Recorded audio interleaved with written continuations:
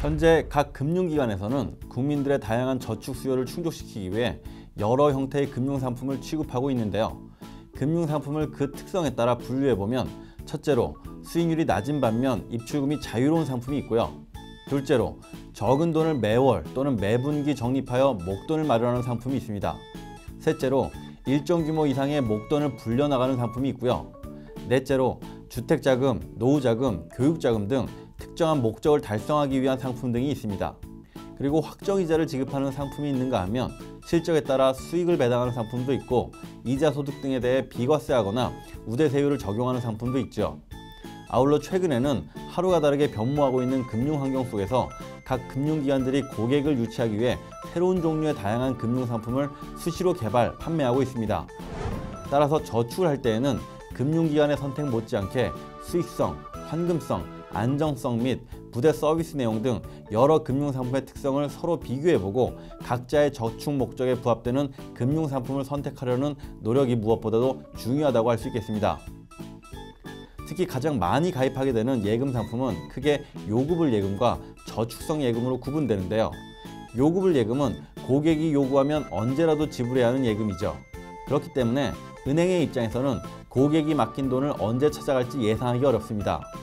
즉, 그 돈을 이용하여 기업에 장기간 대출한다든지 해서 추가적으로 수익을 내기가 곤란하다는 얘기죠. 그래서 요구불 예금은 낮은 이자를 주게 됩니다. 고객의 입장에서도 손쉽게 돈을 맡겼다가 찾을 수 있는 장점을 얻는 대신 이자를 포기하는 셈입니다. 따라서 요구불 예금은 재산을 늘리기 위한 상품이라기보다는 수시로 필요한 생활자금이나 회사 운영자금 등을 금융기관에 안전하게 보관하는 예금이라고 할 수 있겠습니다. 요구불 예금에는 개인이 많이 이용하는 보통예금, 가계 당좌예금, 기업이 주로 이용하는 기업 당좌예금 등이 있습니다. 이게 요구불이란 단어가 한자다 보니 좀 잘 안 와닿아요. 찾아보면 그 요기날 묘에 구할 구, 떨칠 불인데 그대로 얘기해보면 뭐 요긴하게 구하면 떨치는 예금이다. 자, 한마디로 얘기하면 고객이 언제든지 좀 요구하면 바로바로 줘야 된다는 뭐 그런 예금이에요. 쉽게 자유 입출금식 통장이라고 볼 수 있는 거죠. 그 대표적으로 우리가 주로 이제 급여 통장으로 넣다 뺐다 쓰고 하는 그런 보통 예금 통장이라고 보면 맞아요.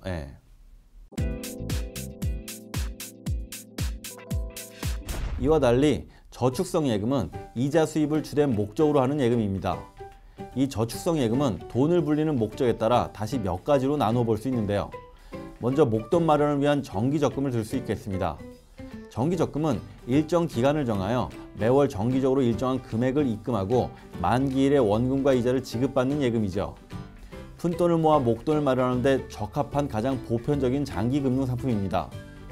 하지만 만기 전에 중도 해지하면 가입 시 받기로 한 것에 훨씬 못 미치는 이자를 받게 됩니다. 그러므로 정기적금에 가입할 때는 자신의 수입 등을 고려하여 무리하지 않는 범위에서 적절한 입금액과 기간을 정하는 것이 중요합니다. 은행, 상호저축은행, 상호금융, 신용협동조합, 새마을금고, 우체국에서 취급하고 있으며 가입 대상에 제한이 없습니다. 일반적으로 예치기간은 6개월 이상 60개월 이내에서 월 단위로 정하며 최저 만원 이상 원 단위로 저축 한도 제한이 없습니다. 또한 예금자 보호법 등에 의해 예금 보호되며 필요한 경우 적금을 담보로 납입한 적금 잔액의 일정 범위, 통상 95% 이내에서 대출을 받을 수 있습니다. 은행이나 저축은행은 친숙한 편인데 상호금융은 뭐예요? 상호금융은 쉽게 얘기하면 뭐 농협, 수협, 축협 등을 들 수 있어요. 가입된 조합원들이 있거든요. 조합원들로부터 예금을 받아다가 그 돈을 이제 다시 다른 조합원들에게 빌려주는 싼 이자로 빌려줘서 이 조합원들끼리 이제 융통해주는 그런 금융기관이에요. 보통 이제 단위 조합이라고 표현하는데 그 농협, 축협, 수협, 이 뭐 단위 조합뿐만 아니라 신용협동조합, 새마을금고 등도 여기에 이제 해당되죠. 보통은 이제 뭐 지역별로 또 업종별로 구성이 되는데 전국적으로 제일 많은 게 아마 새마을금고 거예요. 그 새마을금고하고 농협은 아마 전국적으로 한 1000개? 1000개가 아마 훨씬 넘을 수 있어요. 이 상호금융조합은 보통 제2금융권이라고 봐야 돼요. 그래서 금리도 일반 시중은행보다는 좀 더 높은 수준이죠. 그럼 가까운 농협이나 새마을금고나 뭐 신협에서 거래하는 게 금리 면에선 유리하겠네요. 그렇다고 볼 수 있죠. 그 금리면만 보면, 뭐 그럴 수 있어요. 그 안정성 측면에서는 좀 다소 떨어진다는 사실을 좀 감안해야 되는데 금리는 좀 높죠. 상호금융은 그 독립채산제로 운영되거든요. 그러다 보니까 1금융권과 달리 금융감독원 관리를 제대로 받기가 좀 어려워요. 이게 이제 좀 금융기관이니까 좀 정기적으로든 뭐 비정기적으로든 좀 외부로부터 이제 관리나 뭐 감독 이런 걸 좀 받아야 되는데 그런 게 없으니까 뭐 좀 종종 이제 사건 사고가 이제 발생할 때가 많죠.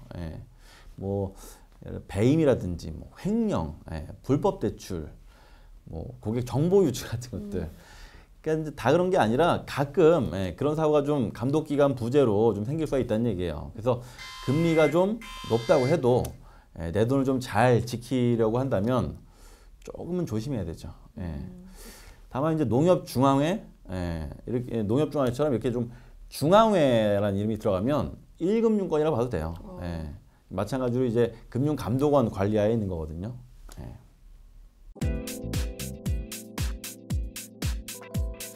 목돈을 굴리는데 적합한 상품으로는 정기예금이 있죠. 정기예금은 금리를 미리 정하여 목돈을 금융기관에 일정 기간 맡기는 예금입니다. 보통 만기는 1개월, 6개월, 1년, 2년, 3년 등으로 다양하게 있으며 대개 약정기간이 길수록 더 높은 이자율이 적용되므로 여유자금을 장기간 안정적으로 운용하기에 좋은 금융상품입니다. 또한 이자를 매월 지급받을 수도 있으므로 목돈을 맡겨놓고 이자로 생활하고자 하는 경우에도 적합하다고 볼 수 있습니다.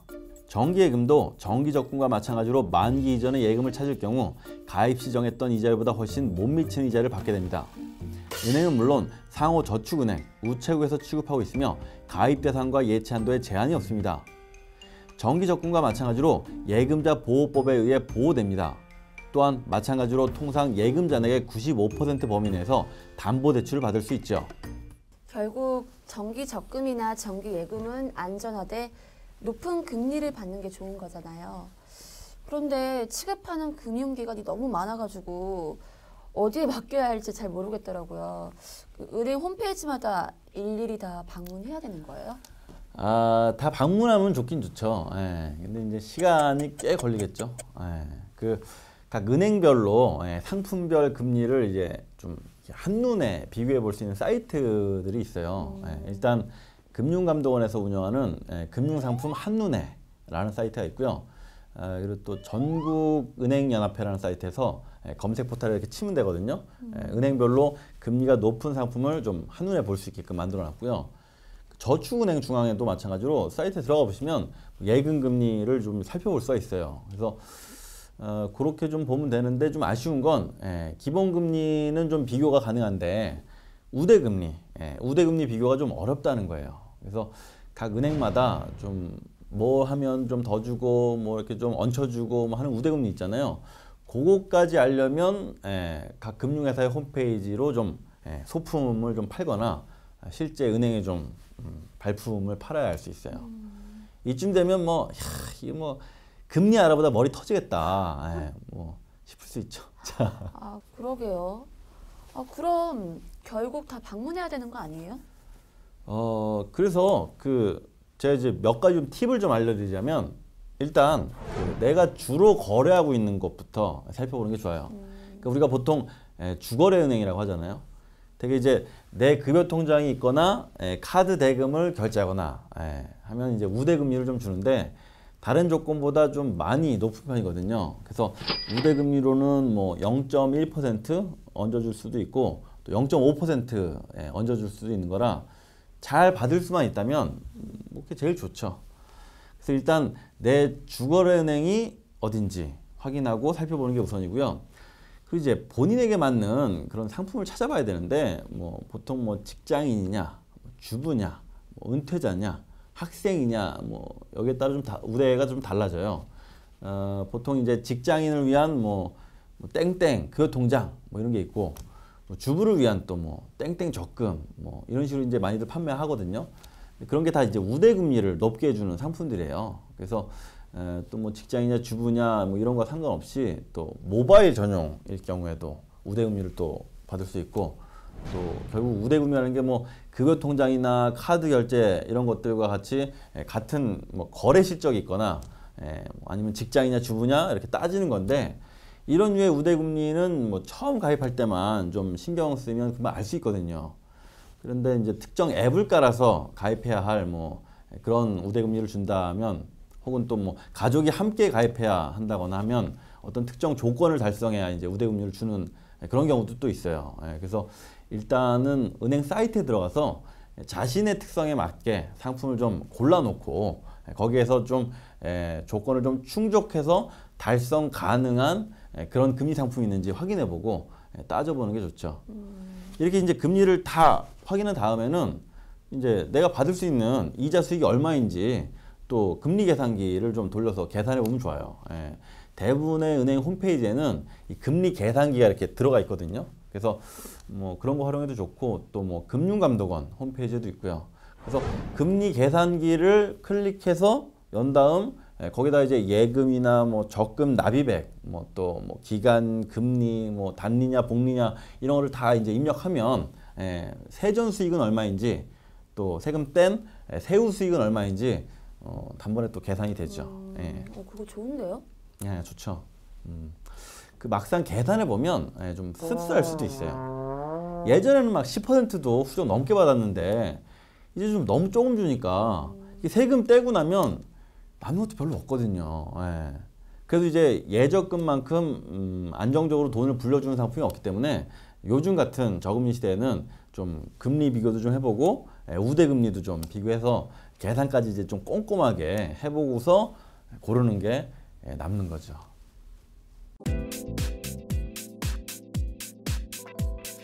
만약 어디로 가고 있는지 알지 못한다면 엉뚱한 곳에 닿게 된다. 미국 프로야구의 전설로 유명한 요기 베라가 한 말입니다. 아마 이 사람이 말한 끝날 때까지는 끝난 게 아니다 란 말이 더 유명할 텐데요. 버스에 올라탔는데 어디로 가고 있는지 모른다면 당연히 엉뚱한 곳에 내리겠죠. 돈도 마찬가지입니다. 목적 없이 운용하게 되면 터무니없는 곳에 다 쓰게 될지 모릅니다. 돈에 얽매이지 않고 돈을 바로잡는 삶, 충전스쿨의 양보석이었습니다. 감사합니다.